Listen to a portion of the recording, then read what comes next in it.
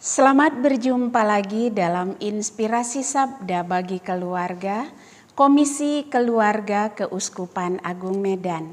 Hari ini, Jumat 28 Januari 2022, Inspirasi Sabda bagi kita dari Injil Markus bab 4 ayat 26 sampai 34. Pada suatu ketika Yesus berkata, "Beginilah halnya kerajaan Allah. Kerajaan Allah itu seumpama orang yang menaburkan benih di tanah. Malam hari ia tidur, siang hari ia bangun, dan benih itu mengeluarkan tunas, dan tunas itu makin tinggi. Bagaimana terjadinya? Orang itu tidak tahu. Bumi dengan sendirinya mengeluarkan buah, mula-mula tangkai, lalu bulir, kemudian butir-butir yang penuh isi pada bulir itu. Apabila buah itu sudah cukup masak, orang itu segera menyabit, sebab musim menuai sudah tiba." Yesus berkata lagi, "Dengan apa hendak kita bandingkan kerajaan Allah itu? Atau dengan perumpamaan manakah kita hendak menggambarkannya? Hal kerajaan itu seumpama biji sesawi yang ditaburkan di tanah.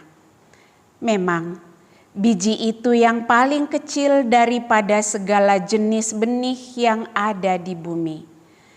Tetapi apabila ditaburkan, ia tumbuh dan menjadi lebih besar daripada segala sayuran yang lain dan mengeluarkan cabang-cabang yang besar, sehingga burung-burung di udara dapat bersarang dalam rimbunannya."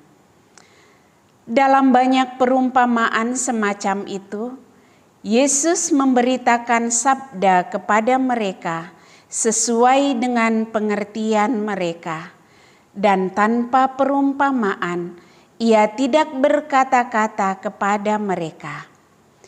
Tetapi kepada murid-muridnya ia menguraikan segala sesuatu secara tersendiri. Demikianlah sabda Tuhan. Terpujilah Kristus.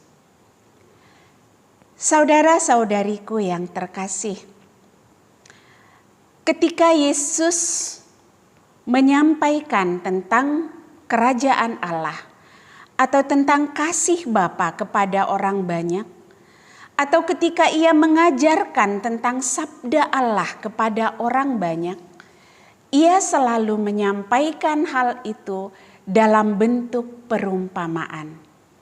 Hari ini, Yesus menyampaikan tentang kerajaan Allah dengan perumpamaan biji yang ditanam di tanah dan biji sesawi. Di ayat 33 dan 34 dalam Injil hari ini dikatakan, dalam banyak perumpamaan semacam itu, Yesus memberitakan sabda kepada mereka sesuai dengan pengertian mereka.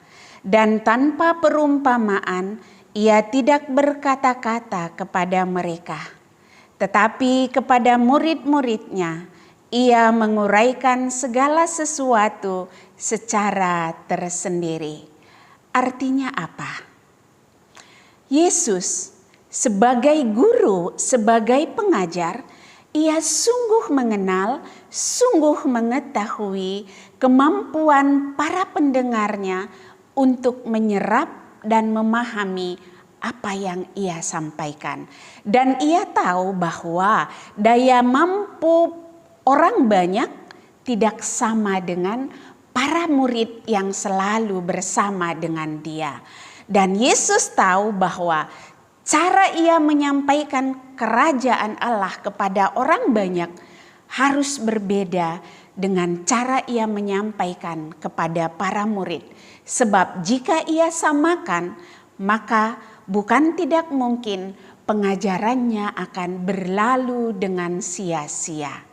orang banyak tidak akan mampu menyerap apa yang dimaksud oleh Yesus. Tapi karena Yesus menyampaikan pengajarannya dengan menggunakan perumpamaan, dengan mengambil kebiasaan-kebiasaan yang melekat pada orang pada zaman itu, maka setiap pengajaran Yesus membuahkan hal yang baik bagi para pendengarnya, membuahkan pertobatan bagi mereka.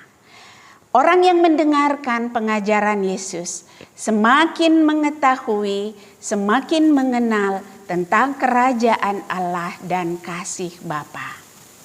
Saudara-saudariku yang terkasih, di dalam keluarga kita masing-masing, kita para orang tua yang dipanggil sebagai guru dan pengajar bagi setiap anggota keluarga kita. Maka kita juga dituntut untuk mampu mengetahui dan mengenal sikap, karakter, sifat, kepribadian dari setiap anggota keluarga kita. Kita tidak boleh menyamakan bagi setiap anggota keluarga cara kita menyampaikan segala sesuatu. Kita tidak boleh menyamaratakan cara mengajar bagi si A, si B, dan si C. Ada anggota keluarga yang harus didekati dan diajar dengan penuh kelemah lembutan. Tapi ada juga yang harus diajar dengan penuh ketegasan dan keras, sesuai dengan watak dan karakter mereka masing-masing. Jika kita menyamaratakan cara pengajaran kita, bukan tidak mungkin apa yang mau kita sampaikan tidak akan terserap baik oleh mereka. Saya ingat ketika kami bersharing dengan para orang tua, beberapa ibu sering berkata, "Aku tidak tahu lagi bagaimana cara mendidik dan mengajar anakku ini. Seolah-olah dia tidak peduli dengan apa yang kukatakan." Saudara-saudariku, kenapa hal ini bisa terjadi? Tentu saja karena kita tidak mengenal mereka secara pribadi. Kita tidak tahu apa yang mereka kehendaki. Karena itu saudara-saudariku, sebagaimana Yesus yang sungguh mengenal dengan baik sikap, kebiasaan, dan kemampuan orang banyak yang mendengarkan pengajarannya, maka mari kita juga harus belajar untuk mengenal sikap, kebiasaan, kemampuan, dan karakter setiap anggota keluarga kita.